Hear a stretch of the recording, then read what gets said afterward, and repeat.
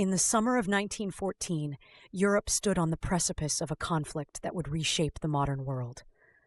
The assassination of Archduke Franz Ferdinand in Sarajevo would ignite a powder keg that had been building for decades, plunging humanity into its first truly global war. The Ottoman Empire, once the dominant power in the Middle East, found itself drawn into this catastrophic conflict. As the guns of August began to roar across Europe, ancient empires that had stood for centuries would crumble, and new nations would emerge from their ashes. The causes of this war ran deep. European powers had spent decades building complex alliances, dividing themselves into two armed camps. On one side stood the Triple Alliance: Germany, Austria-Hungary, and Italy. Opposing them was the Triple Entente: Britain, France, and Russia. These alliances, meant to preserve peace through strength, would instead amplify a local conflict into a global catastrophe. But the spark that lit this fire came from a single bullet in Sarajevo. On June 28, 1914, Archduke Franz Ferdinand, heir to the Austro-Hungarian throne, and his wife Sophie were assassinated by a young Serbian nationalist named Gavrilo Princip. The assassination set off a chain reaction of diplomatic crises and military mobilizations. Austria-Hungary, seeking to punish Serbia, issued an ultimatum. Serbia, backed by Russia, refused to fully comply. Germany stood by Austria-Hungary, while France and Britain supported Russia. Within weeks, what began as a local dispute in the Balkans had drawn in the world's greatest powers. The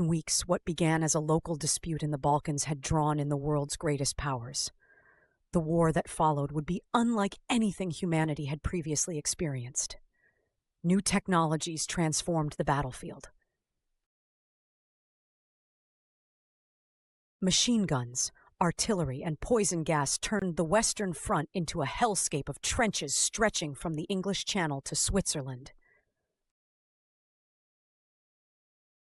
The romantic notion of cavalry charges and heroic duels gave way to industrial-scale slaughter. In the Middle East, the Ottoman Empire joined the Central Powers, aligning with Germany and Austria-Hungary. This decision would have profound consequences for the region. The British and French, seeking to weaken Ottoman power, made promises to Arab leaders through figures like Sharif Hussein of Mecca. The promise of Arab independence would influence the region for generations to come. The war at sea saw new forms of combat as well. German U-boats prowled the Atlantic, threatening merchant shipping and eventually drawing the United States into the conflict. The British naval blockade of Germany would prove decisive, slowly strangling the Central Powers' war effort.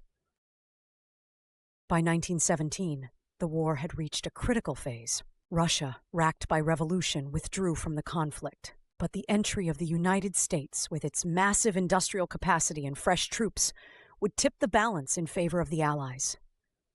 American President Woodrow Wilson's 14 points offered a vision of a new world order, though many of its idealistic goals would remain unfulfilled. The final year of the war, 1918, saw Germany launch a desperate spring offensive. Initial successes gave way to decisive Allied counterattacks. The German army, exhausted and demoralized, began to collapse. In November 1918, Germany signed an armistice, ending 4 years of unprecedented bloodshed. The human cost was staggering. Nearly 20 million people died, with another 23 million wounded. Entire generations of young men were wiped out. The war redrew the map of Europe and the Middle East. The German, Austro-Hungarian, Ottoman, and Russian empires ceased to exist. New nations emerged: Czechoslovakia, Yugoslavia, Poland, and others.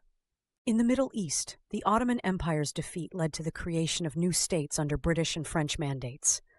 The Sykes-Picot Agreement divided the region into spheres of influence, drawing borders that would become sources of future conflict. The Balfour Declaration's promise of a Jewish homeland in Palestine would have lasting repercussions. The war's impact extended far beyond the battlefield. Women entered the workforce in unprecedented numbers, accelerating social change. New medical techniques were developed to treat the wounded. The Spanish flu pandemic, spread in part by troop movements, killed millions more worldwide. The peace settlement at Versailles in 1919 would prove controversial. Germany was forced to accept sole responsibility for the war and pay massive reparations. These harsh terms would contribute to the rise of Nazi Germany and the outbreak of World War II 2 decades later. The First World War marked the end of the Old World Order and the beginning of the modern age. It saw the first use of tanks, aircraft in military roles, and chemical weapons. It gave birth to new forms of propaganda and state control over civilian life. The war's impact on art, literature, and culture was profound, as artists struggled to make sense of the carnage they had witnessed. For the Arab world, the war's aftermath brought both opportunities and disappointments. The promise of independence remained largely unfulfilled as European powers established mandates and protectorates. Yet the seeds of Arab nationalism had been planted, and the struggle for self-determination would continue throughout the 20th century. The war's lessons echo down to the present day.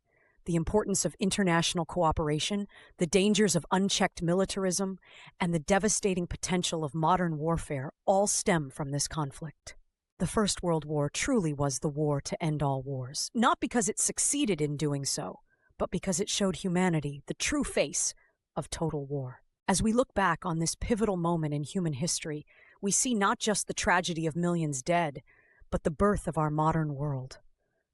The technological innovations, social changes, and political developments of the war continue to shape our lives today.